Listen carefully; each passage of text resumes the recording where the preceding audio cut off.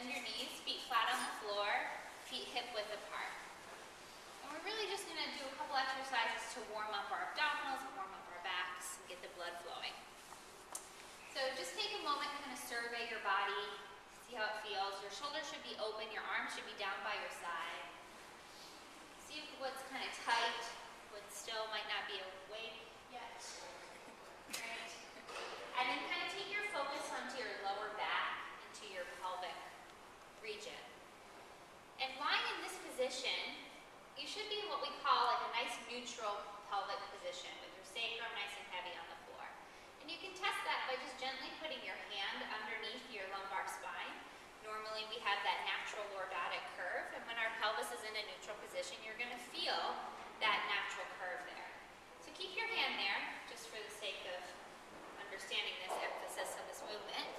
And I want you to gently just pull your belly button in towards your spine and start to round your lower spine, and you're going to flatten that space where your hand is right now.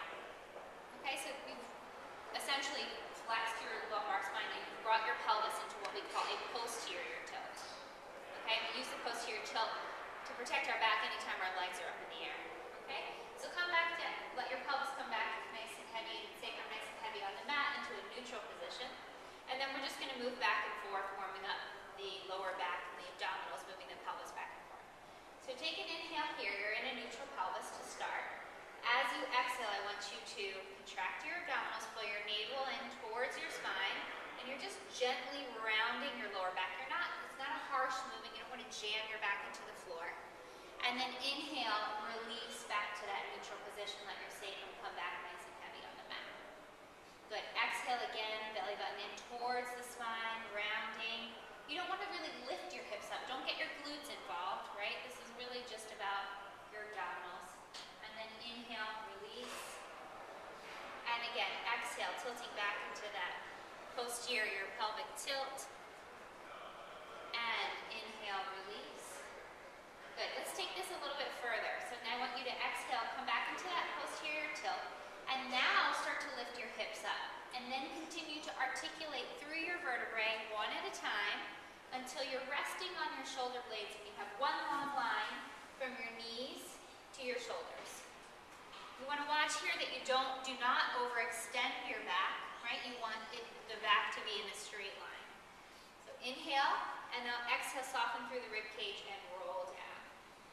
Coming back, articulating through the spine, back to a neutral pelvis. Inhaling at the bottom, exhaling, rolling back up. Good. Take an inhale at the top, breathe some length through your knees, and then exhale, soften through the rib cage and roll down. Good. Two more. Inhaling at the bottom, exhaling, rolling through. You want to articulate through that posterior pelvic tilt to come up. Good. Soften through the rib cage and lower down. And on this next one, watch where your weight is distributed. You want even distribution for both feet. So coming up,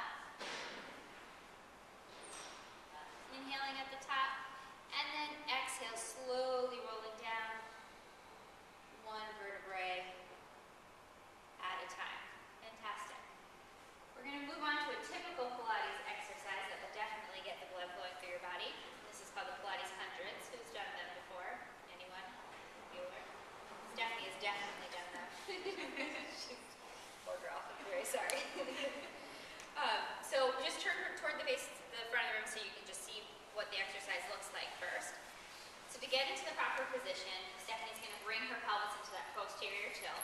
And then she's going to bring one leg up and then the other into a tabletop position, which means 90 degrees at the knees and 90 degrees at the hips. She can straighten her legs on an angle, and this is the more difficult version of the exercise, or you can keep them bent. This too is difficult as well, so either one is completely fine. The upper body is flexed, so your abdominals are working here, and your arms are reaching forward, okay? And the movement happens at the shoulder blade, so shoulder joint. So you're moving your arms between flexion and extension, and you're just essentially paddling, and you're creating your own resistance, right? So you don't want kind of sloppy movement. You're nice, strong arms, and you're creating resistance. And the idea is that you're moving your extremities while keeping your trunk nice and stable. And you inhale for 5 counts, exhale for 5 counts. You do that 10 times, hence the name 100. Okay? I promise you'll all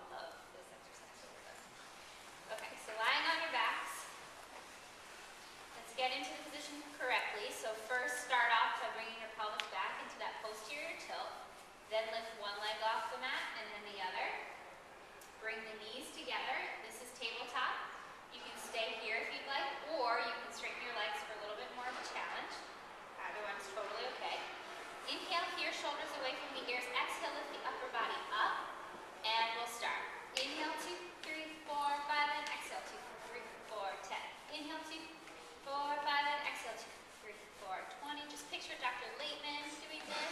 Good. Inhale, 2, 3, 4, 5, and exhale, 2, 3, 4, 40. Inhale, 2, 4, 5, and exhale, 2, 3, 4. Halfway there. And exhale. Good. Inhale. And exhale. 70. Inhale. And exhale. 80. Inhale. And exhale. 90. Last one. And exhale, 2, 3, 4, 100. Inhale, reach up just a little bit higher. Dr. Brandenburg is really good at this, by the way. And then roll all the way down. Good. You can hug your knees into your chest if you'd like. Just give yourself a nice gentle rock back and forth. Good. So hopefully you have a little bit more blood flowing through your body than previous. You're a little bit more awake. And we are going to start our living anatomy tour with the lower extremity.